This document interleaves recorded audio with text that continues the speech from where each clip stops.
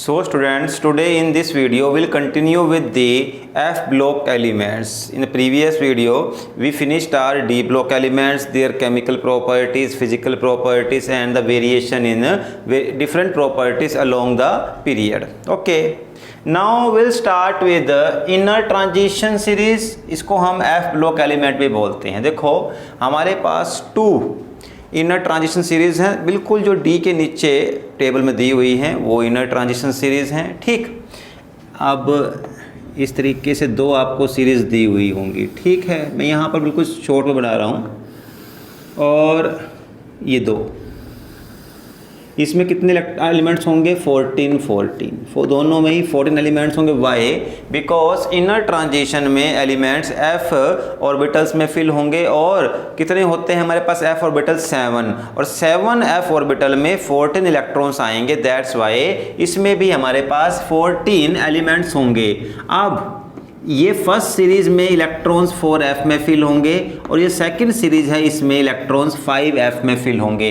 अब जिन एलिमेंट्स में electron 4f में फिल होंगे उन्हें हम बोलते हैं lanthanoids. So first series is known as lanthanoids. In this series, electrons are filled in the 4f orbital, and if electrons are filled in the 5f orbital, means last electron is filled in the 5f orbital, then they are known as actinoids. ठीक है, actinoids. Okay.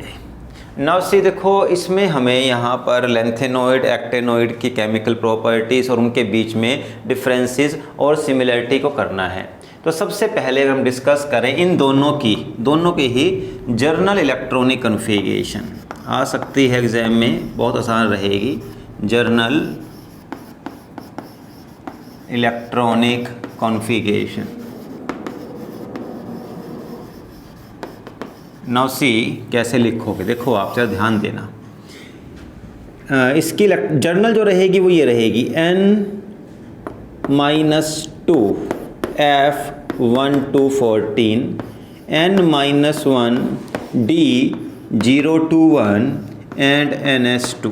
ये आपके पास journal. देखो हमेशा जो F है, जितने भी जो वैल्यू भी S की होगी उससे 2 कम रहेगा। मान लो यहाँ पर अगर 6S है तो यहाँ 4F आएगा। कम से कम 6S के बाद ही ये भरेगा, क्योंकि यहाँ पर हमारे पास F जो है वो स्टार्ट होता ही 4 से है। तो 6S 5D 4F, या फिर 7S 6D और 4F, इस तरीके से रहेगा। अब अगर बात करूँ मैं लेंथेनॉइड्स की जर्नल इलेक्ट्रॉनिक कॉन्फ़िगरेशन, तो लेंथेनॉइड्स में क्या होगा? 4F। इसमें इलेक्ट्रॉन 1 से लेकर के 4 तक फिल होंगे। फिर 5D रहेगा, इसमें 0 या 1 इलेक्ट्रॉन। अभी 0 या 1 कब होंगे इसको डिस्कस करेंगे अभी। और then 6S2।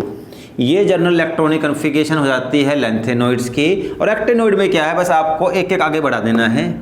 5F 1 to 14, 6D 0 to 1 and 7S2। ये है एक्टेनॉइड की इलेक्ट्रॉनिक कॉन्फ़िगरेशन और ये है आपके लेंथेनॉइड की जर्नल इलेक्ट्रॉनिक कॉन्फ़िगरेशन। और ये दोनों की ही इनर ट्रांजिशन की एक जर्नल, क्योंकि इनर में पता नहीं कि 4F है कि 5F है, इसीलिए वहाँ पर केवल N ही लगाएंगे। ठीक, तो हमारे पास ये हो गई इलेक्ट्रॉनिक जर्नल इलेक्ट्रॉनिक कॉन्फ़िगरेशन। ठीक, अब इसके बाद देखो हमें क्या करना है, ऑक्सीडेशन स्टेट्स को स्टडी करना है। इसमें से क्वेश्चन कई बार बन जाते हैं, काफ़ी बार बनते हैं। देखो सबसे पहले हम लेंथेनॉइड्स को लेंगे और मैं यहाँ पर देखो ऑल दो मैंने नोट्स में इनको अलग अलग करवाया है, बट यहाँ पर मैं लेंथेनॉइड और एक्टेनॉइड इन दोनों को एक साथ ही करवाऊँगा इस ऑक्सीडेशन स्टेट के लिए। तो पहले लेते हैं हम लेंथेनॉइड्स। देखो लेंथेनॉइड की अगर इलेक्ट्रॉनिक कॉन्फ़िगरेशन देखें हम, तो क्या बनती है इलेक्ट्रॉनिक कॉन्फ़िगरेशन लेंथेनॉइड्स की? 4F 1 से लेकर के 14 तक, 5D 0 to 1 और 6S2। अब देखो जहाँ क्वेश्चन बनने हैं मैं सब ले लेता हूँ लेंथेनॉइड्स के। मेनली जो अगर क्वेश्चन बनेंगे आपके पास ऑक्सीडेशन स्टेट्स के लिए वो लेंथेनॉइड से बनेंगे।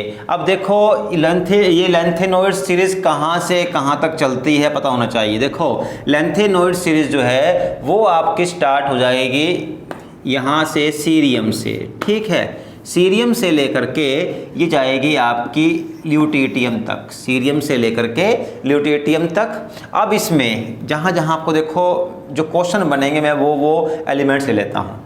एक आपके पास यहाँ पर आएगा EU यूरोपियम, एक आएगा GD गैडोलिनियम, और ये आएगा एक YB इटरबियम। बस इन क्वेश्चंस के अलावा और कोई आपके पास क्वेश्चन नहीं आ सकता on the basis of the oxidation state. आपको सभी के सभी F ब्लॉक एलिमेंट्स को रिमेंबर करने की ज़रूरत नहीं है, बस इतना पता होना चाहिए। सुनो, cerium is the first member, तो इसकी इलेक्ट्रॉनिक कन्फिगरेशन क्या होगी? देखो 4f1, इसके बाद D में इसमें 1 इलेक्ट्रॉन होता है और F में यहाँ पर 6s2 पूरा। सीरियम के F में 1, D में 1 और S में 2 है। इसके बाद देखो अब आपके पास यूरोपियम जो आएगा, यूरोपियम में देखो, यूरोपियम जो है ना बिल्कुल मिडल का मेंबर है। इसमें क्या होता है, आपको क्या करना है 4f7, यहाँ पर 4f7 कर दिया आपने, और उसके बाद यहाँ पर 5d 0 लोगे आप। एक्चुअल में एक d का इलेक्ट्रॉन यहाँ पर जंप किया, ऑल्दो यूरोपियम में f में 6 होने थे, बट 4f6 5d1, तो d का इलेक्ट्रॉन जंप करके यहाँ पहुँचा, ये d0 हो गया और 6s2, ये इलेक्ट्रॉनिक कन्फिगरेशन हो गई। ठीक, और जो गैडोलिनियम है, गैडोलिनियम की इलेक्ट्रॉनिक कन्फिगरेशन क्या होगी? यहाँ पर भी आप दोबारा से, क्योंकि इससे नेक्स्ट मेंबर है, F में 7 ही है, but next electron will in 5d1 और यहाँ पर 6s2, ये रहेगा इस तरीके से। ठीक, और इटरबियम सेकंड लास्ट मेंबर है, जरा ध्यान देना इसमें क्या होगा। इसमें होगा 4f14, F में फुल भर जाएंगे, F14 हो जाएगा, लेकिन यहाँ पर 5d में 0 होंगे और 6s में 2, और ये जो आपके पास ल्यूटेटियम लास्ट मेंबर होगा, इसमें होंगे 4f14, F में पूरे 14 ही होंगे, बट एक इलेक्ट्रॉन D में चला जाएगा और ये 6s2।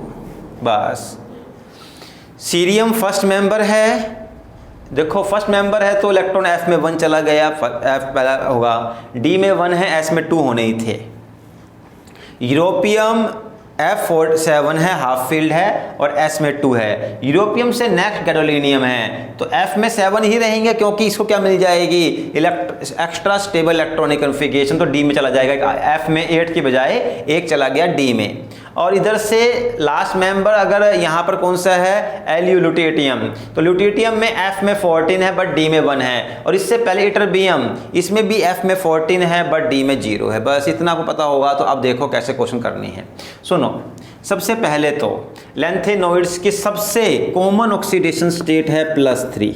+3 is the most common oxidation state. जैसे कि 2 इलेक्ट्रॉन चले गए S में से, 1 चला गया D में से। ठीक, 2 चले गए S में से, 1 चला जाएगा SF में से।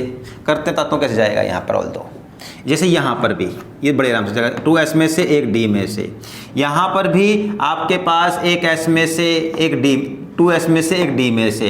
तो +3 is the most stable oxidation state of these elements of lanthanoid. रखना याद है, क्वेश्चन आ सकता है, आ भी चुका है कई बार। Which is the most prominent oxidation state shown by the lanthanoids, that is +3। But इसके अलावा +3 के अलावा कुछ एलिमेंट्स +2 और +4 ऑक्सीडेशन स्टेट भी शो करते हैं। अब देखो +4 कौन शो करेगा, जरा ध्यान देना, ये क्वेश्चन आ सकता है। +1 +4 oxidation state by which element in the lanthanoid, ये सीरियम। कैसे, देखो अगर ये S में से 2 इलेक्ट्रॉन को रिलीज कर दे, D में से 1 और F में से भी 1 कर दे, तो क्या बन जाएगा F0। ये होगी एक्स्ट्रा स्टेबल इलेक्ट्रॉनिक कन्फिगरेशन, क्योंकि फुल फील्ड, हाफ फील्ड, और अगर बिल्कुल नहीं है वो भी आपकी स्टेबल इलेक्ट्रॉनिक कन्फिगरेशन होती है, क्योंकि अगर एक भी इलेक्ट्रॉन नहीं है तो बन जाती है इनर्ट इलेक्ट्रॉनिक कन्फिगरेशन। तो फुल फील्ड, हाफ फील्ड और वेकेंट भी आपकी स्टेबल होगी। तो यहाँ सीरियम में क्या है, सीरियम +4 ऑक्सीडेशन स्टेट शो करेगा, because after having +4 oxidation state it will achieve extra stable electronic configuration. ठीक है, तो सीरियम की +4, 2S में से 1 D में से 1 F में से। यूरोपियम को देखो, यूरोपियम +2 भी शो करता है। कैसे? देखो, अगर ये S में से 2 यहाँ से इलेक्ट्रॉन लूज करेगा तो F क्या बन जाएगा? Half field. इलेक्ट्रॉनिक कन्फिगरेशन क्या होगी? 4f7 5d0 6s0, तो ये क्या हो गया आपका? Half field. तो ये +2 भी शो करेगा, ऑल्दो यूरोपियम +3 भी शो करता है, बट अभी +2 पे चलता हूँ मैं, बाद में क्वेश्चन लूंगा ये वाला। तो +2 शो करेगा। अगर आया question which element shows +2 oxidation state, that is europium. ठीक, ऐसे ही इटरबियम YB, देखो इसमें क्या है? S में 2, D में 0 है, F में 14 है, तो F से कोई बाहर नहीं जाएगा, तो ये 2 इलेक्ट्रॉन ही लूज करेगा। तो +2 ऑक्सीडेशन स्टेट में क्या शो करेगा? 4f14 extra stable electronic configuration, तो ये +2 शो करेगा, ऑल्दो ये तो +3 शो करेगा, एक D में से और 2 S में से। तो पता चल गया आपको कि +3 is the most common oxidation state shown by the lanthanoids, but still like cerium can show +4 oxidation state. Why? Because it will achieve extra stable electronic configuration of F0 here, like this ytterbium YB, it also show +2 oxidation state, because in +2 oxidation state it will have extra stable F14 electronic configuration। ठीक, now एक question है यहाँ, मैं भी लेता हूँ। EU europium 2 positive is a strong reducing agent। EU2 positive is a strong reducing agent.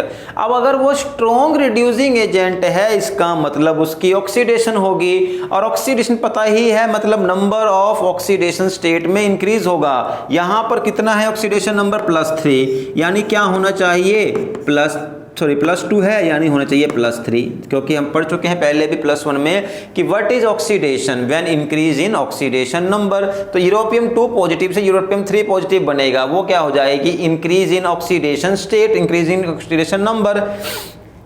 अब ये कैसे पॉसिबल है और क्या इसके पीछे एक्सप्लेनेशन है कि जबकि +2 ऑक्सीडेशन स्टेट में F7 है, ये एक्स्ट्रा स्टेबल है, तो ये होनी चाहिए थी, but europium 2 positive easily changes into europium 3 positive. How? तो देखो उसका आंसर जो है आपका मैच करेगा D ब्लॉक के क्वेश्चन से, जहां पर कि आपके पास कॉपर है। कॉपर में देखो क्या था? कॉपर की इलेक्ट्रॉनिक कन्फिगरेशन थी 3d10 4s1, तो इसको शो करनी चाहिए +1 oxidation state copper positive, but show क्या करता है ये?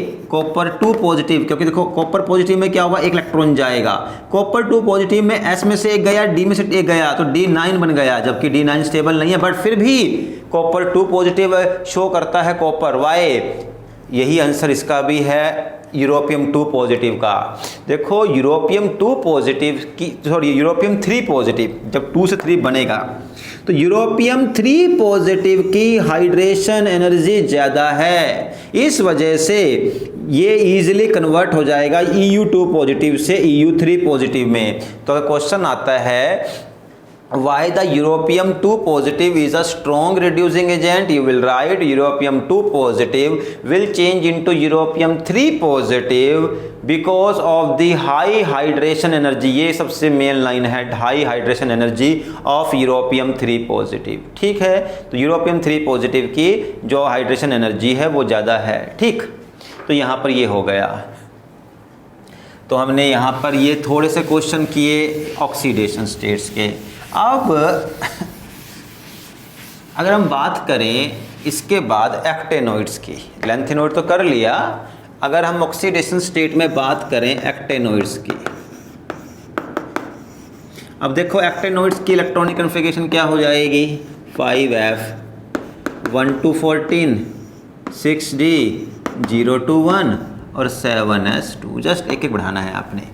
तो सबसे पहली बात देखो, जो लेंथेनॉइड्स हैं, लेंथेनॉइड्स में +3 ऑक्सीडेशन स्टेट जो है मोर प्रोमिनेंट है, एंड सम एलिमेंट शो +2 और +4, but in actinoids a large variety of oxidation states is there, although +3 भी शो करेगा, बट +3 की बजाय +4 +5 +7 भी शो कर देता है। Means there is more variety in the oxidation state of the actinoids as compare to the lanthanoids. Why? इसे पूछा है कि इसका रीजन क्या है।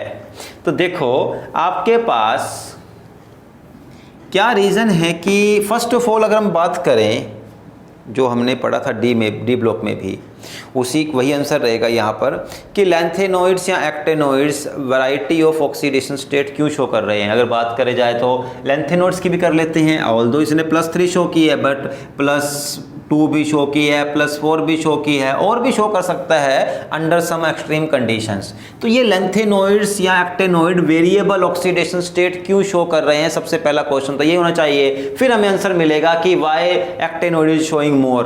देखो लैंथेनोइड और एक्टेनोइड दोनों ही वेरिएबल ऑक्सीडेशन स्टेट शो करते हैं। इसका रीजन क्या होता है, अगर बात करें लैंथेनोइड की तो in the lanthanoid due to the less difference in energy between the 4f 5d and 6s orbital, इन ऑर्बिटल्स के बीच में एनर्जी गैप कम है।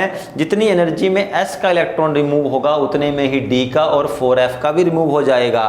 That's why they show variable oxidation state. जैसे हमने डी ब्लॉक में किया था, वाई द डी ब्लॉक और transition element shows variable oxidation state, उसका रीजन था due to the less difference in energy of n-1 d and ns orbital. यहाँ पर भी यही जाएगा, इन ऑर्बिटल की एनर्जी में गैप कम है किस किस की, अगर आप पढ़ते हो पर्टिकुलर लैंथेनोइड्स के लिए तो 4f 5d and 6s energy में गैप कम है, इसीलिए ये वेरिएबल ऑक्सीडेशन स्टेट शो करते हैं। सेम वे एक्टेनोइड में भी वेरिएबल ऑक्सीडेशन स्टेट है। Why? Because of the difference in energy of 5f 6d and 7s is less. अब देखो इसी पर ही हमें आगे चलते हुए आंसर निकालना था कि एक्टेनोइड की ऑक्सीडेशन स्टेट ज्यादा क्यों है लैंथेनोइड से, दोनों में ही इलेक्ट्रॉन तो f में फिल हो रहे हैं। तो उसका रीजन ये है कि जो एनर्जी गैप है ना आपका 5f 6d और 4s का, ये लैंथेनोइड के से भी कम है। Means difference because of the very less difference in energy of the 5f 6d and 7s as compared to the energy gap of 4f 5d 6s, actinoid show more number of oxidation states. तो देखो एक्टेनोइड्स, although इसका reason क्या है अगर मैं जाऊं detail में तो होगा क्या, देखो आप पढ़ चुके हो कि डाउन द ग्रुप चलते हुए क्या है आपका लगातार शील्डिंग इफेक्ट में फ़र्क आता है, और जो आपके पास 5f और 6d हैं इनका साइज़ बहुत बड़ा है, शील्डिंग इफेक्ट बहुत पुअर है, इस वजह से इनकी एनर्जी में गैप कम हो जाता है। ऑल्दो इसको हम डिटेल में करने की ज़रूरत नहीं है, इतना आपके पास सिलेबस में भी नहीं है, बस इतना समझने के लिए कि शील्डिंग इफेक्ट और इनका बड़ा size, large size of 5f and 6d, ये रिस्पॉन्सिबल है कि इनके बीच में एनर्जी गैप कम होता है। तो due to the less difference in energy of 5f 6d 7s actinoids है show more number of oxidation states. अच्छा, अब अगर बात की जाए इसी ऑक्सीडेशन स्टेट्स के बेसिस पर तो एक क्वेश्चन है हमारे पास एनसीईआरटी में कि that the chemistry of the actinoids is not smooth as compare to the lanthanoid, और we can say that the chemistry of lengthenoid is more smooth और more easy and chemistry of actinoid is not easy। तो उसका देखो reason क्या होता है। Chemistry easy का मतलब है हमें उसके कंपाउंड्स की स्टडी करना आसान है या मुश्किल है, मीन्स जितने भी कंपाउंड बनते हैं। तो देखो ध्यान दो, एक्टेनोइड्स में large number of variable oxidation states है तो इसके लार्ज नंबर ऑफ कंपाउंड्स बनेंगे।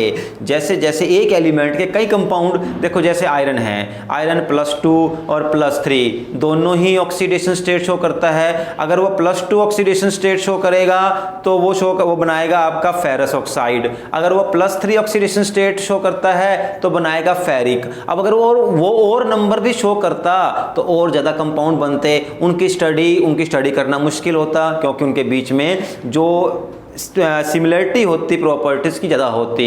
ठीक है, तो क्या हुआ कि जो एक्टेनोइड्स है because of the large number of oxidation states, why there is a large number of oxidation states? Because the difference in energy of 5f 6d and 7s is less. So the actinoids make large number of compounds, and because they make large number of compounds, it's not easy to study the chemistry of the actinoids or to study the compounds formed by the actinoids. But lanthanoid has less number of oxidation state, so it makes less compound. That's why its study is smooth, it's not difficult. ठीक है, तो ये इसका एक reason रहा था। अब इसके बाद जो देखो हमें एक स्टडी करनी है कि आपके पास जो ये लैंथेनॉइड और एक्टेनॉइड्स हैं, ये एक स्पेशल टाइप का फीचर शो करते हैं, that is known as lanthanoid contraction and actinoid contraction. तो हम वो स्टडी करेंगे और उसके बाद इनका क्या इफ़ेक्ट रहेगा कुछ प्रॉपर्टीज़ को मेजर करने में। सबसे पहले देखो यहाँ डिस्कस कर लेते हैं lanthanoid contraction. So what is lanthanoid contraction? First देखो आपके पास एलिमेंट्स हैं लैंथेनॉइड्स के 1 से लेकर के 14 तक, वो स्टार्ट होंगे ल्यूटियम, यहाँ पर एक्टिनियम से लेकर के लॉरेंशियम तक, ठीक है, सॉरी सीरियम से लेकर के LR लॉरेंशियम तक, ठीक। अब देखो पता है आपको कि इसमें कौन कौन से ऑर्बिटल फिल होंगे? इसमें होंगे orbitals 4f 5d and 6s, ठीक। और ये 4f और 5d वाले नीचे फिल होंगे, ये पता होना चाहिए आपको। अब देखो पता होना चाहिए आपको, पता भी है, आप कर चुके हो d ऑर्बिटल्स में कि 4f और 5d मीन्स आप 4d की बात कर लो, 4f की। 4f का साइज़ क्या है? लार्ज है, हम पढ़ चुके हैं पहले d में भी और +1 में भी हो चुका है कि 4f ऑर्बिटल का शील्डिंग इफेक्ट क्या होता है? पुअर होता है। Why? Due to the diffuse shape. अब इसका जो पुअर शील्डिंग इफेक्ट है उसकी वजह से क्या होगा, देखो इसको थोड़ा समझना एक बार। अब देखो मान लो ये 4f है और बाहर ये आपके पास 6s, यहाँ इलेक्ट्रॉन भरते चले जाएंगे। जब यहाँ इलेक्ट्रॉन फिल होंगे तो यहाँ क्या ऐड होंगे? प्रोटॉन भी ऐड होंगे, उससे न्यूक्लियर चार्ज भी बढ़ेगा। अब नीचे ये क्या बनाएंगे? एक शील्डिंग, एक लेयर बनाएंगे। वो लेयर मान लो यहाँ इलेक्ट्रॉन आ जाएंगे, ये क्या करेंगे? इस न्यूक्लियर चार्ज को रोकेंगे क्योंकि एक शील्ड बना देंगे, और इस न्यूक्लियर चार्ज के लगने से क्या होगा? इलेक्ट्रॉन थोड़ा पीछे आएगा, साइज कम हो जाएगा। अब 4f के जो ऑर्बिटल्स हैं इनका शील्डिंग इफेक्ट बहुत पुअर है, ये शील्डिंग बहुत कमजोर बनेगी, इस वजह से न्यूक्लियर चार्ज बहुत हाई लगेगा, इस शील्डिंग को तोड़ देगा और बहुत हाई न्यूक्लियर चार्ज लगेगा आउटर मोस्ट इलेक्ट्रॉन्स के ऊपर, और वो इलेक्ट्रॉन्स को अपनी तरफ खींचेगा। तो उससे क्या होगा? साइज में लगातार डिक्रीज आएगा, और इस फिनोमिना को बोलते हैं हम लैंथेनॉइड कॉन्ट्रैक्शन। अब इसको डिफाइन करना हो तो क्या बोलेंगे आप? Decrease in the steady decrease, एक regular decrease, a steady decrease in the size of the lanthanoids due to the poor shielding effect of 4f orbital is known as lanthanoid contraction। contraction का मतलब होता है contract होना, smaller होना। तो elements जो हैं जब वो चलेंगे आपके पास सीरियम से लॉरेंशियम की तरफ, इनके साइज में लगातार थोड़ा थोड़ा थोड़ा थोड़ा डिक्रीज होगा, इसे हम बोलते हैं लैंथेनॉइड कॉन्ट्रैक्शन। और वो क्यों होती है? Because of the poor shielding effect of the 4f orbital. अगर इनका शील्डिंग इफेक्ट बहुत स्ट्रॉन्ग होता, ये वाला बहुत स्ट्रॉन्ग होता, तो क्या करता? ये न्यूक्लियर चार्ज को आउटर मोस्ट इलेक्ट्रॉन पे लगने में कम कर देता, उससे क्या है? ये इलेक्ट्रॉन दूर हो जाते, साइज बढ़ जाता। बट ये शील्डिंग इफेक्ट वीक है, इस वजह से साइज इसका लगातार कम होता रहेगा। और अगर हम यही बात करें एक्टेनॉइड्स के लिए भी, तो एक्टेनॉइड्स में क्या आएगा? 5f। तो 5f का शील्डिंग इफेक्ट और भी पुअर है, क्योंकि साइज बड़ा होगा, शील्डिंग इफेक्ट और कम हो जाएगा। तो एक्टेनॉइड भी अब कंट्रैक्शन शो करेगा, उसे क्या बोलते हैं? Actinoid contraction. बिल्कुल सेम डेफिनेशन है, decrease in the size of actinoids, decrease in the size of the actinoids. The size of the actinoids due to the, देखो क्या इसमें क्या होगा? actinoids, the steady decrease in the size of actinoids, the steady decrease in the size of actinoids due to the poor shielding effect of 5f orbitals is known as actinoid contraction। दोबारा कर लो एक बार। steady decrease in the size of actinoids due to the poor shielding effect of 5f orbitals is known as actinoid contraction, उसे हम बोल देते हैं एक्टेनोइड contraction. ठीक, और एक्टेनोइड कॉन्ट्रैक्शन लेंथेनोइड कॉन्ट्रैक्शन से भी ज्यादा होगी। The actinoid contraction effect is more than lanthanoid contraction. Why? Because of the larger size of the 5f orbital it has much poor shielding effect as compare to 4f। Although 4f का भी poor है but 5f का उससे भी poor है, तो यहां पर इसका इफेक्ट और ज्यादा आ जाएगा आपके पास लेंथेनोइड कॉन्ट्रैक्शन का। ठीक है,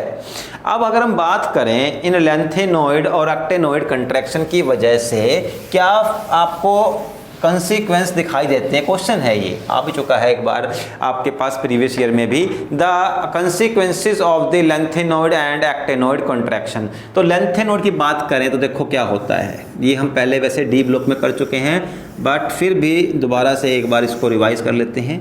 आपके पास डी की 4 सीरीज हैं, 3D 4D 5D and 6D। ये 3D सीरीज, ये 4D, ये 5D और ये 6D। अब देखो 4D और 5D के बीच में क्या आ जाएगा? 4F। इसकी वजह से क्या आया? Lanthanoid contraction. और लेंथेनोइड कॉन्ट्रैक्शन की वजह से जब आप 4F से 5F, 4D से 5D, या मैं बात करूं सेकंड ट्रांजिशन सीरीज से थर्ड ट्रांजिशन सीरीज की तरफ मूव करोगे तो साइज में इंक्रीज नहीं होगा। तो पहला कॉन्सिक्वेंस क्या हो गया? मींस पहला क्या इसका असर पड़ा लेंथेनोइड कॉन्ट्रैक्शन का? Due to the lanthanoid contraction the size of the second and third या फिर 4D और 5D ट्रांजिशन सीरीज में सिमिलरिटी आएगी। और 5D और 6D में बीच में क्या आएगा? 5F। इसका मतलब कौन सी सीरीज है? 5D 6D। यहाँ इसको बोलोगे third transition series and fourth transition series. तो third and fourth transition series या 5D और 6D सीरीज के बीच में भी सिमिलरिटी आएगी और वो होगी due to the lanthanoid contraction. ठीक है, एक तो इसका आंसर ये हो गया।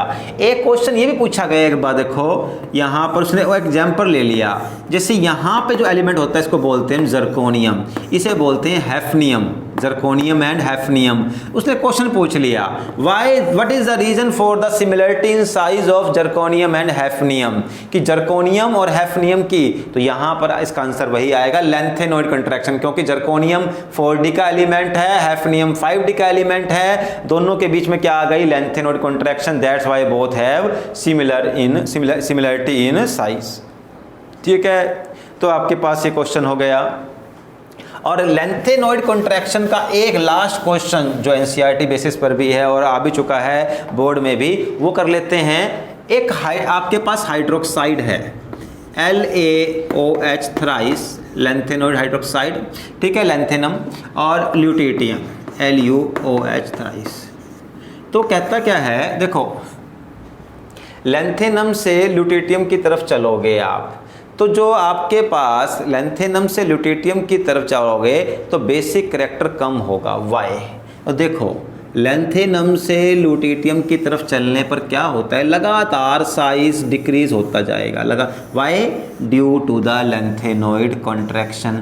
अब OH तो ये रहा, OH ये रहा, OH ये रहा और OH ये रहा, तो इसके बीच में और OH के बीच में जो बॉन्ड है वो लगातार छोटा होता जाएगा। जितना बॉन्ड छोटा होगा उतना स्ट्रॉन्ग होगा, जितना बॉन्ड स्ट्रॉन्ग होगा उतना ही मुश्किल से OH को तोड़ना होगा, और जितना मुश्किल से OH टूटेगा उतना ही कम बेसिक होगा। ठीक है, तो लगातार आपकी बेसिक स्ट्रेंथ लेंथेनोइड से लेकर के ल्यूटेटियम की तरफ डिक्रीज होने वाली है। Why it will decrease? Due to the lanthanoid contraction, क्योंकि लेंथेनोइड कॉन्ट्रैक्शन की वजह से साइज कम होगा, साइज कम होने से बॉन्ड लेंथ कम होगी और OH को रिलीज करना मुश्किल होगा और आपका बेसिक करैक्टर भी लगातार घटता चला जाएगा। ठीक, तो देखो हमारे यहाँ पर मेन पोर्शन तो हो गया है। अब 2-4 छोटे मोटे पोर्शन करके आज इस चैप्टर को यहीं पर ही हम फिनिश करते हैं। तो देखो आपने यहाँ पर बाकी सब कुछ हमारा मेन तो देखो हो चुका है। अब जर्नल सी प्रॉपर्टी है जिसको आप बड़े आराम से बता सकते हो।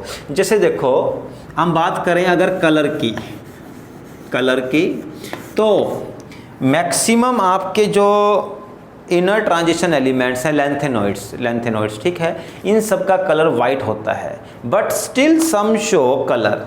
तो उसका रीज़न क्या होगा, तो जैसे डी ब्लॉक में रीजन था डी ट्रांजिशन, यहाँ पर क्या आएगा F transition when they will है। और पता ही आपको डी ट्रांजिशन के लिए क्या जरूरी था, अनपेड इलेक्ट्रॉन, तो यहाँ पर भी अनपेड इलेक्ट्रॉन होने जरूरी हैं। उस कंडीशन में अगर कलर आ रहा है तो आप लिखोगे, अगर कहता है why some of the inner transition elements are coloured और why the lanthanoids some of the lanthanoids are coloured, then you will write due to the F transition. F transition, F से एफ के बीच में ही electron की transition होती चली जाएगी।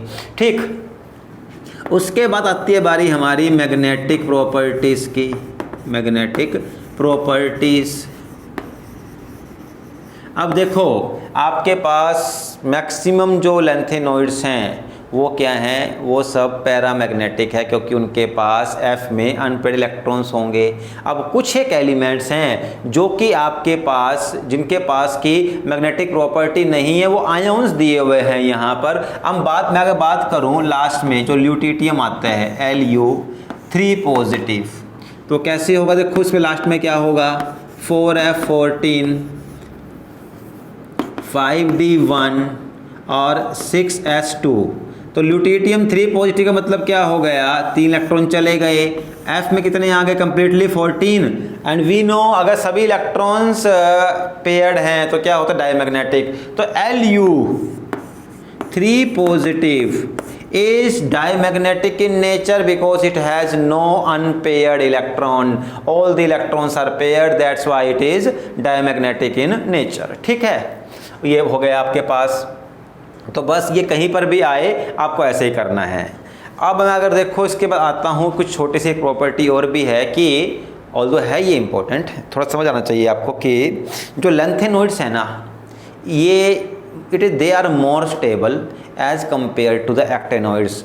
all the actinoids are radioactive, जरा रखना ध्यान, actinoids जितने भी हैं वो सब कैसे हैं, radioactive in nature है, means they are highly unstable, radioactive कभी भी स्टेबल नहीं होते। बट लेंथेनोइड्स में केवल एक एलिमेंट है promethium Pr, only one element is there in the lanthanide that is known as promethium Pr नहीं Pm हो गया, promethium. It is radioactive, promethium is radioactive in nature, all other elements are stable. ठीक है, अब आपको बस इसके बाद यहाँ पर एक छोटी सी चीज़ को लेता हूँ मैं। एक क्वेश्चन आया था 2012 में, name the alloy of lanthanoid. तो misch metal MISCH, misch metal is the alloy of lanthanoid. ठीक है, लेंथेनोइड का अलॉय क्या होगा, मीश मेटल। तो यहाँ पर जा कर के देखो आपका ये चैप्टर अब ख़त्म होता है। हमने यहाँ पर इनर ट्रांजिशन एलिमेंट्स को भी जितना हमारी रिक्वायरमेंट था हमने यहाँ पर इसको स्टडी कर लिया है।